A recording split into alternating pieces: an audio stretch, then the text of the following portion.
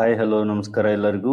Welcome back my Umesh Infotech YouTube channel. ಈ ಒಂದು ವಿಡಿಯೋದಲ್ಲಿ 2026ನೇ ಸಾಲಿಗೆ ಕರೆದಿರತಕ್ಕಂತಹ ಅರಣ್ಯ ವೀಕ್ಷಕ ಹುದ್ದೆಗೆ ಯಾವ ರೀತಿ ಆನ್ಲೈನ್ ಅರ್ಜಿಯನ್ನು ಸಲ್ಲಿಸಬೇಕು ಮತ್ತು ಇದಕ್ಕೆ ಯಾವ ರೀತಿ ದಾಖಲೆಗಳನ್ನ ಅಪ್ಲೋಡ್ ಮಾಡಿಕೊಳ್ಳಬೇಕು ಮುಂತಾದ ಮಾಹಿತಿಯನ್ನು ಸಂಪೂರ್ಣವಾಗಿ ವಿತ್ ಲೈವ್ ಅಪ್ಲಿಕೇಶನ್ ಹಾಕುವ ಮೂಲಕ ತಿಳಿಸ್ಕೊಡ್ತಾ ಇದ್ದೀನಿ. ಅದಕ್ಕೂ ಮುಂಚೆ ಯಾರೆಲ್ಲ ಇದೇ ಮೊದಲು ನನ್ನ ಯೂಟ್ಯೂಬ್ ಚಾನಲ್ ಅನ್ನು ನೋಡಿಕೊಂಡು ಸಬ್ಸ್ಕ್ರೈಬ್ ಮಾಡಿಕೊಂಡು ಪಕ್ಕದಲ್ಲಿ ಕಾಣುವ ಬೆಲ್ ಬಟನ್ ಮೇಲೆ ಕ್ಲಿಕ್ ಮಾಡಿ ಆಲ್ ಅಂತ ಸೆಲೆಕ್ಟ್ ಮಾಡ್ಕೊಳ್ಳಿ. ಸ್ನೇಹಿತರೆ, ಇದು ಕಾಣಿಸ್ತಕ್ಕಂಥ ವೆಬ್ಸೈಟ್ ಹೆಸರು ಕರ್ನಾಟಕ ಅರಣ್ಯ ಇಲಾಖೆ. ಈ ಒಂದು ಅರ್ಜಿಯ ಒಂದು ಲಿಂಕ್ ಅನ್ನು ಕೂಡ ನಾನು ಈ ವಿಡಿಯೋದ ಕೆಳಗೆ ಡಿಸ್ಕ್ರಿಪ್ಷನ್ ಅಲ್ಲಿ ಕೊಟ್ಟಿರ್ತೀನಿ. ಆದಾಗ್ಯೂ ಸಹಿತ ನೀವು ಬಳಸ್ತಕ್ಕಂಥ ಯಾವ್ದಾದ್ರು ಬ್ರೌಸರ್ ಅಲ್ಲಿ ಅರಣ್ಯ ಇಲಾಖೆ ಅಂತ ನೀವು ಇಲ್ಲಿ ಸರ್ಚ್ ಕೊಡ್ಬೇಕಾಗತ್ತೆ. ಕೊಟ್ಟ ನಂತರ ನಿಮ್ಗೆ ಈ ರೀತಿ ಕಾಣಿಸ್ಕೊಳ್ಳುತ್ತೆ. ಇದರಲ್ಲಿ ಅರಣ್ಯ ಇಲಾಖೆ ಅಂತ ಒಂದು ಲಿಂಕ್ ಕಾಣಿಸುತ್ತೆ ನಿಮ್ಗೆ. ಅದರ ಮೇಲೆ ಕ್ಲಿಕ್ ಮಾಡ್ರಿ. ಇಲ್ಲಿ ಈ ರೀತಿ ಕರ್ನಾಟಕ ಅರಣ್ಯ ಇಲಾಖೆಯ ಒಂದು ವೆಬ್ಸೈಟ್ ನಿಮ್ಗೆ ಕಾಣಿಸಿಕೊಳ್ಳುತ್ತೆ. ಇದರ ಕೆಳಗೆ ಫಸ್ಟ್ ಲಿಂಕ್ ಕಾಣಿಸುತ್ತೆ ನಿಮ್ಗೆ, ಅರಣ್ಯ ವೀಕ್ಷಕ ಹುದ್ದೆಗೆ ಅರ್ಜಿ ಸಲ್ಲಿಸಲು ಕ್ಲಿಕ್ ಮಾಡಿ ಅಂತ ಕಾಣಿಸ್ತಾ ಇದೆಯಲ್ಲ, ಈ ಒಂದು ಲಿಂಕ್ ಮೇಲೆ ನೀವು ಇಲ್ಲಿ ಕ್ಲಿಕ್ ಮಾಡಿಕೊಳ್ಬೇಕು.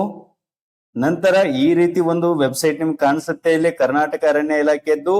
ಇದನ್ನ ಸ್ಕ್ರೋಲ್ ಡೌನ್ ಮಾಡ್ತಾ ಬನ್ನಿ. ಇಲ್ಲಿ ಕೆಳಗೆ ನಿಮ್ಗೆ ಕರ್ನಾಟಕ ಫಾರೆಸ್ಟ್ ಡಿಪಾರ್ಟ್ಮೆಂಟ್ ಅಂತ ಇದೆ. Online application for recruitment to the post forest watchers ಅಂತ ಇದೆ.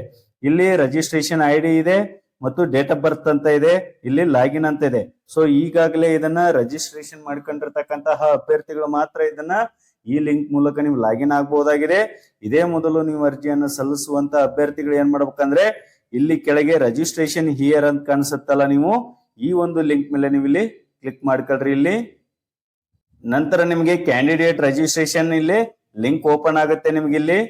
ಇಲ್ಲಿ ಅಭ್ಯರ್ಥಿಯು full name of the candidate ಅಂತ ಇದೆ. ಆಸ್ ಪರ್ SSLC ರೆಕಾರ್ಡ್ ಪ್ರಕಾರ ಮಾರ್ಕ್ಸ್ ಕಾರ್ಡ್ ಅಲ್ಲಿ ಇರುವಂತೆ ನೀವು ಅಭ್ಯರ್ಥಿಯ ಸಂಪೂರ್ಣ ಹೆಸರನ್ನ ನೀವು ಇಲ್ಲಿ ಎಂಟರ್ ಮಾಡ್ಕೊಳ್ಬೇಕು. ನಂತರ ಅಭ್ಯರ್ಥಿಯ ಒಂದು ಡೇಟ್ ಆಫ್ ಇಯರ್ ಏನಿದೆ SSLC ಮಾರ್ಕ್ಸ್ ಕಾರ್ಡ್ ಅಲ್ಲಿ ಇರುವಂತೆ, ಸೊ ಅದನ್ನ ನೀವು ಇಲ್ಲಿ ಎಂಟರ್ ಮಾಡ್ಬೇಕಾಗತ್ತೆ. ಡೇಟ್ ಆಫ್ ಬರ್ತ್ ಅನ್ನು ಎಂಟರ್ ಮಾಡಿದ ನಂತರ ಜೆಂಡರ್ ಸೆಲೆಕ್ಟ್ ಮಾಡ್ಕೊಳ್ರಿ, ಅಭ್ಯರ್ಥಿಯ ಜೆಂಡರ್ ಯಾವುದು ಅಂತ. ಅದೇ ರೀತಿಯಾಗಿ ಮೊಬೈಲ್ ನಂಬರ್ ಅನ್ನು ಕೂಡ ಎಂಟರ್ ಮಾಡ್ರಿ. ಇಲ್ಲಿ ಸೆಂಡ್ OTP ಅಂತ ಬರುತ್ತೆ, ಸೆಂಡ್ OTP ಮಾಡ್ಕೊಳ್ಳಿ. ಇಲ್ಲಿ ಯಾವ ರಿಜಿಸ್ಟರ್ ಮೊಬೈಲ್ ನಂಬರ್ ಹಾಕಿರ್ತಾರೋ ಅದಕ್ಕೆ ಒಂದು OTP ಬಂದಿರುತ್ತೆ. ಆ OTP ಅನ್ನ ನೀವು ಇಲ್ಲಿ 6 ಡಿಜಿಟ್ OTP ಅನ್ನ ಇಲ್ಲಿ ಎಂಟರ್ ಮಾಡ್ಕೊಂಡ ನಂತರ ವೆರಿಫೈ OTP ಮಾಡಿ. ಇಲ್ಲಿ ವೆರಿಫೈಡ್ ಮೊಬೈಲ್ ನಂಬರ್ ಸಕ್ಸಸ್ಫುಲಿ ಅಂತ ಬರುತ್ತೆ. ನೆಕ್ಸ್ಟ್ ಮೇಲ್ ID ನೀವು ಇಲ್ಲಿ ಕೊಡಬಹುದು, ಕೊಡದೇನೆ ಇರ್ಬೋದು, ಯಾಕಂದ್ರೆ ಮ್ಯಾಂಡೇಟರಿ ಇಲ್ಲ. ಸೊ ನೀವು ಅಭ್ಯರ್ಥಿಯು ಮೇಲ್ ID ಅನ್ನು ಇಲ್ಲಿ ಕೊಟ್ಕೊಳ್ಳೋದು ಅವಶ್ಯಕವಾಗಿದೆ. ಏನಾದರೂ ಫರ್ದರ್ ಇನ್ಫಾರ್ಮೇಶನ್ ಇದ್ರೆ ಅವರು ಇಲ್ಲಿ ನಿಮಗೆ ಮೇಲ್ ಐಡಿಗೂ ಕೂಡ ಮೆಸೇಜ್ ಮಾಡಿರ್ತಾರೆ. ಸೊ ನಿಮ್ಗೆ ಇಲ್ಲಿ ಕನ್ಫರ್ಮ್ ರಿಜಿಸ್ಟ್ರೇಷನ್ ಅಂತ ಬರುತ್ತೆ, ಕ್ಯಾಂಡಿಡೇಟ್ ರಿಜಿಸ್ಟ್ರೇಷನ್ ಅಂತ ಬರುತ್ತೆ. ನಂತರ ಕೆಳಗೆ ಎಸ್ ಸಬ್ಮಿಟ್ ರಿಜಿಸ್ಟ್ರೇಷನ್ ಅಂತ ಕಾಣುತ್ತಲ್ಲ, ಅದರ ಮೇಲೆ ಕ್ಲಿಕ್ ಮಾಡ್ರಿ. Please wait your registration is being ಅಂತ ಬರುತ್ತೆ. ಸೊ ಇಲ್ಲಿ ಮತ್ತೆ ನಿಮಗೆ ಹೋಮ್ ಪೇಜ್ಗೆ ರೀಡೈರೆಕ್ಟ್ ಆಗುತ್ತೆ. ಸೊ ಮತ್ತೆ ನೀವು ಇಲ್ಲಿ ಏನ್ ಮಾಡ್ಬೇಕು, ರಿಜಿಸ್ಟ್ರೇಷನ್ ID ಅನ್ನ ಹಾಕಿ ಡೇಟ್ ಆಫ್ ಬರ್ತ್ ಅನ್ನ ಹಾಕಿ ಲಾಗಿನ್ ಮಾಡ್ಕೊಳ್ಬೇಕಾಗುತ್ತೆ. ಇಲ್ಲಿ ಮತ್ತೆ OTP ಜನರೇಟ್ ಆಗುತ್ತೆ. ಅದಕ್ಕೆ ನೀವು registered OTP has been scent your registered mobile number ಅಂತ ಬರುತ್ತೆ. ಸೊ ಆ OTP ಅನ್ನ ಇಲ್ಲಿ ಎಂಟರ್ ಮಾಡಿ ವೆರಿಫೈ OTP ಅಂತ ಕೊಡ್ರಿ. ಇಲ್ಲಿ ಸೊ ನೀವು OTP ಅನ್ನ ವೆರಿಫೈ ಮಾಡಿದ್ಮೇಲೆ ಈ ರೀತಿ ಪೇಜ್ ಕಾಣಿಸುತ್ತೆ ನಿಮಗೆ. Select reason for which recruitment is ಅಂತ ಬರ್ತಿದೆ. ಇಲ್ಲಿ HK ಇದೆ, ಇಲ್ಲಿ ನಾನ್ HK ದವರು ಇದ್ದಾರೆ. ನಿಮ್ಗೆ ಯಾವ್ದು ಅಪ್ಲೈ ಆಗುತ್ತೋ ಅದನ್ನ ಇಲ್ಲಿ ಸೆಲೆಕ್ಟ್ ಮಾಡ್ಕೊಳ್ಬೇಕಾಗುತ್ತೆ. ನಾನಿಲ್ಲಿ ನಾನ್ HK ಗೆ ಅರ್ಜಿಯನ್ನು ಸಲ್ಲಿಸುವ ಕಾರಣ ನಾನ್ HK ಅಂತ ಇಲ್ಲಿ ಸೆಲೆಕ್ಟ್ ಮಾಡ್ಕೊಂಡು ನಂತರ ಇಲ್ಲಿ ಕಂಟಿನ್ಯೂ ಅಂತ ಕೊಡ್ತಾ ಇದ್ದೀನಿ. ಸೊ ನಂತರ ಇಲ್ಲಿ ಸೆಲೆಕ್ಟ್ ಸರ್ಕಲ್ ಅಂತ ಬರುತ್ತೆ. ನಿಮ್ಮ ಒಂದು ಸರ್ಕಲ್ ಯಾವ್ದು ಬರುತ್ತೋ ಸೊ ನೀವು ಅದನ್ನ ಇಲ್ಲಿ ಸೆಲೆಕ್ಟ್ ಮಾಡ್ಕೊಳ್ಬೇಕಾಗತ್ತೆ. ನಂತರ ಇಲ್ಲಿ ನೀವು ಸರ್ಕಲ್ ಅನ್ನ ಸೆಲೆಕ್ಟ್ ಮಾಡ್ಕೊಂಡ ನಂತರ ನೋಟಿಫಿಕೇಶನ್ ನಂಬರ್ ಬರುತ್ತೆ, ಬೇಕಾದ್ರೆ ನೀವು ಇಲ್ಲಿ ಡೌನ್ಲೋಡ್ ಮಾಡ್ಕೊಳ್ಬಹುದು. ನಂತರ ಇಲ್ಲಿ ಪ್ರೊಸೀಡ್ ಟು ಅಪ್ಲಿಕೇಶನ್ ಅಂತ ಕಾಣುತ್ತಲ್ಲ, ಅದರ ಮೇಲೆ ಕ್ಲಿಕ್ ಮಾಡ್ರಿ. Proceed. Once you proceed to the application you cannot change the select reason or the selected circle ಅಂತ ಬರ್ತಿದೆ. ಎಸ್ ಪ್ರೊಸೀಡ್ ಅಂತ ಕೊಡ್ರಿ. ಇಲ್ಲಿ ನಂತರ ನಿಮ್ಗೆ ಇಲ್ಲಿ ಈ ರೀತಿಯಾದಂತ ಒಂದು ಅಪ್ಲಿಕೇಶನ್ ಡ್ಯಾಶ್ ಬೋರ್ಡ್ ಓಪನ್ ಆಗುತ್ತೆ ನಿಮ್ಗೆ. ಇಲ್ಲಿ ಕೆಲವೊಂದು ಇಂಪಾರ್ಟೆಂಟ್ ಇನ್ಸ್ಟ್ರಕ್ಷನ್ ಇರುತ್ತೆ, ಅದನ್ನ ನೀವು ನೋಡ್ಕೊಳ್ಬೇಕು. ಆಫ್ಟರ್ ಈ sign no modification are allowed ಅಂತ ಇದೆ. ನೀವೇನಾದ್ರೂ ಈ ಸೈನ್ ಮಾಡಿದ್ಮೇಲೆ ಮಾಡಿಫಿಕೇಶನ್ ಮಾಡ್ಲಿಕ್ಕೆ ಬರೋದಿಲ್ಲ. ಸೊ ಅದಕ್ಕಾಗಿ ಮುಂಚೆನ ನೀವು ಅಪ್ಲಿಕೇಶನ್ ಅನ್ನ ಸರಿಯಾಗಿ ನೋಡ್ಕೊಂಡು ಅಪ್ಲೈ ಮಾಡ್ಬೇಕಾಗತ್ತೆ. Verify all details before making payment ಅಂತ ಬರ್ತಿದೆ. ಅಂದ್ರೆ ನೀವು ಪೇಮೆಂಟ್ ಮಾಡೋಕ್ಕಿಂತ ಮುಂಚೆನ ನೀವೆಲ್ಲ ಡೀಟೇಲ್ಸ್ ಅನ್ನ ಒನ್ ಟೈಮು ಚೆಕ್ ಮಾಡ್ಕೊಳ್ಬೇಕು. No refunds will be provided against application fees ಅಂತ ಇದೆ. ಸೊ ನೀವು ಒನ್ ಟೈಮ್ ಪೇಮೆಂಟ್ ಅನ್ನು ಮಾಡಿದ್ರೆ ಇಲ್ಲಿ ಯಾವುದೇ ಕಾರಣಕ್ಕೂ ರಿಟರ್ನ್ ಅನ್ನ ಮಾಡೋದಿಲ್ಲ. ನಂತರ ಇಲ್ಲಿ ಕ್ಯಾಂಡಿಡೇಟ್ ಡ್ಯಾಶ್ ಬೋರ್ಡ್ ಅಂತ ಇಲ್ಲಿ ಕ್ಯಾಂಡಿಡೇಟ್ ರಿಜಿಸ್ಟ್ರೇಷನ್ ನಂಬರ್ ಅಂತ ಬರುತ್ತೆ, ಕ್ಯಾಂಡಿಡೇಟ್ ನೇಮ್ ಬರುತ್ತೆ, ಸೆಲೆಕ್ಟೆಡ್ ಸರ್ಕಲ್ ಅಂತ ಬರುತ್ತೆ. ನೀವು ಯಾವ ಒಂದು ಸರ್ಕಲ್ ಅನ್ನು ಸೆಲೆಕ್ಟ್ ಮಾಡ್ಕೊಂಡಿದ್ರೋ ಸೊ ಇಲ್ಲೇ ಕೂಡ ಎಡಿಟ್ ಸರ್ಕಲ್ ಅಂತ ಇದೆ. ನೀವು ಇದು ಒಂದು ಆಪ್ಷನ್ ಅಲ್ಲಿ ಮಾತ್ರ ನೀವು ಎಡಿಟ್ ಮಾಡ್ಕೊಳ್ಬಹುದು. ನಂತರ ನೋಟಿಫಿಕೇಶನ್ ನಂಬರ್ ಇರುತ್ತೆ, ಸ್ಟೇಟಸ್ ಇಲ್ಲಿ ಡ್ರಾಫ್ಟ್ ಅಂತ ಇದೆ, ಕೆಳಗೆ ಏನ್ ಅಪ್ಲಿಕೇಶನ್ ಅಂತ ಕಾಣ್ತಾ ಇದೆ ಫಿಲ್ ದ ಅಪ್ಲಿಕೇಶನ್ ಅಂತ, ಅದ್ರ ಮೇಲೆ ನೀವು ಇಲ್ಲಿ ಕ್ಲಿಕ್ ಮಾಡ್ಕೊಳ್ರಿ. ಇಲ್ಲಿ ನಂತರ ನಿಮ್ಗೆ ಇಲ್ಲಿ ಅಪ್ಲಿಕೇಶನ್ ಫಾರ್ಮ್ ಓಪನ್ ಆಗುತ್ತೆ. ಸೊ ಇಲ್ಲಿ ಪರ್ಸನಲ್ ಇನ್ಫಾರ್ಮೇಶನ್ ಇರುತ್ತೆ, ಕ್ವಾಲಿಫಿಕೇಶನ್ ಇರುತ್ತೆ, ರಿಸರ್ವೇಶನ್ ಇರುತ್ತೆ, upload documents, preview and submit. ಒಟ್ಟು 5 ಸ್ಟೆಪ್ ಗಳನ್ನ ನೀವು ಇಲ್ಲಿ ಕಂಪ್ಲೀಟ್ ಮಾಡಬೇಕಾಗುತ್ತೆ. ಸೊ ಒಂದೊಂದಾಗಿ ನಾವು ನೋಡ್ತಾ ಹೋಗೋಣ. ಮೊದಲು ಪರ್ಸನಲ್ ಡೀಟೇಲ್ಸ್ ಅಲ್ಲಿ ಇನ್ಫಾರ್ಮೇಶನ್ ಅಲ್ಲಿ ನಾವು ಇಲ್ಲಿ ಕ್ಯಾಂಡಿಡೇಟ್ ನೇಮ್ ಆಟೋಮೆಟಿಕ್ ಆಗಿ ತೆಗೆದುಕೊಂಡಿರುತ್ತೆ, ಡೇಟ್ ಆಫ್ ಬರ್ತ್ ಕೂಡ ತೆಗೆದುಕೊಂಡಿರುತ್ತೆ, ಜೆಂಡರ್, ಮೊಬೈಲ್ ನಂಬರು, ನಿಮ್ಮ ಮೇಲ್ ಐಡಿ, ಇವಿಷ್ಟು ಮಾಹಿತಿಗಳು ಆಟೋಮೆಟಿಕ್ ಆಗಿ ತೆಗೆದುಕೊಂಡಿರುತ್ತೆ ಇಲ್ಲಿ. ನಂತರ ರೆಕಾರ್ಡ್ ಅಲ್ಲಿ ನಿಮ್ಮ ಒಂದು SSLC ರೆಕಾರ್ಡ್ ಅಲ್ಲಿ ಇರುವಂತೆ ಫಾದರ್ ನೇಮ್ ಮತ್ತು ಮದರ್ ನೇಮ್ ಅನ್ನು ಹಾಕೋಬೇಕಾಗತ್ತೆ. ನೀವು ಇಲ್ಲಿ ಫಾದರ್ ನೇಮ್ ಮದರ್ ನೇಮ್ ಅನ್ನು ಹಾಕೊಂಡ ನಂತರ ಮ್ಯಾರಿಚುವಲ್ ಸ್ಟೇಟಸ್ ಅಂತ ಇದೆ, ಮ್ಯಾರಿಡ್ ಇದ್ರೆ ಮ್ಯಾರಿಡ್, ಅನ್ಮ್ಯಾರಿಡ್, ಡಿವೋರ್ಸ್ ಅಂತ ಇದೆ. ಸೊ ನಿಮಗೆ ಯಾವ್ದು ಒಂದು ಅಪ್ಲಿಕೇಬಲ್ ಆಗುತ್ತೋ ಅದನ್ನ ನೀವು ಇಲ್ಲಿ ಸೆಲೆಕ್ಟ್ ಮಾಡ್ಕೊಳ್ಬೇಕು. ಇನ್ ಕೇಸ್ ನೀವು ಮ್ಯಾರಿಡ್ ಅಂತ ಹಾಕಿದ್ರೆ ಇಲ್ಲಿ ಸ್ಪೋರ್ಟ್ಸ್ ನೇಮ್ ಅನ್ನು ಕೂಡ ನೀವು ಇಲ್ಲಿ ಹಾಕ್ಬೇಕಾಗುತ್ತೆ ಇಲ್ಲಿ. ನಂತರ ಕಾಂಟ್ಯಾಕ್ಟ್ ಡೀಟೇಲ್ಸ್ ಅಂತ ಬರ್ತಿದೆ, ಫ್ಲಾಟ್ ನಿಮ್ಮ ಒಂದು ಅಡ್ರೆಸ್ ಸಂಪೂರ್ಣವಾದಂತಹ ವಿಳಾಸವನ್ನ ಇಲ್ಲಿ ತುಂಬಿಕೊಳ್ಬೇಕು ವಿತ್ ಪಿನ್ ಕೋಡ್ ಸಹಿತವಾಗಿ. ನಂತರ ನಿಮ್ಗೆ ಇಲ್ಲಿ ಅಡ್ರೆಸ್ ಅನ್ನ ಸಂಪೂರ್ಣವಾಗಿ ಹಾಕೊಂಡ ನಂತರ ಇಲ್ಲಿ ಪರ್ಮನೆಂಟ್ ಅಡ್ರೆಸ್ ಸೇಮ್ ಆಸ್ ಅಬೋ ಅಂತ ಇದೆ, ಇಲ್ಲಿ ಎಸ್ ಅಂತ ಕೊಡ್ರಿ. ನಂತರ ನ್ಯಾಷನಾಲಿಟಿ ಡೀಟೇಲ್ಸ್, ಇಲ್ಲಿ ನಿಮ್ಮ ಒಂದು ನ್ಯಾಷನಾಲಿಟಿ ಇಂಡಿಯನ್ ಅಂತ ಇಲ್ಲಿ ಸೆಲೆಕ್ಟ್ ಮಾಡ್ಕೊಳ್ರಿ. ಇಲ್ಲಿ candidates photo and signature upload ಅಂತ ಕಾಣುತ್ತಲ್ಲ, ಅದರ ಮೇಲೆ ಇಲ್ಲಿ ಕ್ಯಾಂಡಿಡೇಟ್ ನ ಒಂದು ಪಾಸ್ಪೋರ್ಟವನ್ನ ಇಲ್ಲಿ ಕೊಟ್ಟಿರ್ತಕ್ಕಂತಹ KB ಒಳಗೆ ನೀವು ಇಲ್ಲಿ ಅಪ್ಲೋಡ್ ಮಾಡಬೇಕು. ಇಲ್ಲಿ ಚೂಸ್ ಫೈಲ್ ಮೇಲೆ ಅಂತ ಕ್ಲಿಕ್ ಮಾಡಿದ್ರೆ ಗ್ಯಾಲರಿಗೆ ಹೋಗುತ್ತೆ ಅದಿಲ್ಲಿ.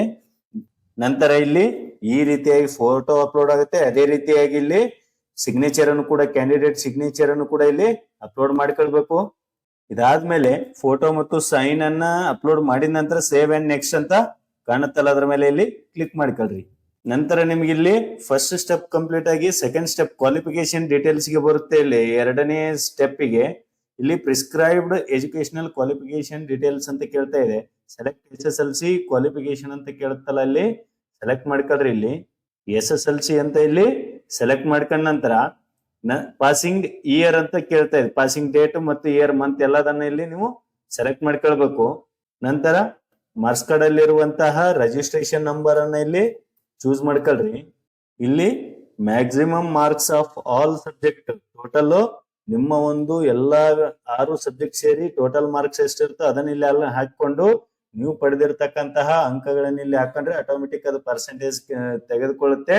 ನಂತರ ಸೇವ್ ಅಂಡ್ ನೆಕ್ಸ್ಟ್ ಮಾಡಿ. ಸೊ ಇಲ್ಲಿ 2 ಸ್ಟೆಪ್ ಕೂಡ ಕಂಪ್ಲೀಟ್ ಆಯ್ತು. ಇನ್ 3ನೇ ಸ್ಟೆಪ್ ರಿಸರ್ವೇಶನ್.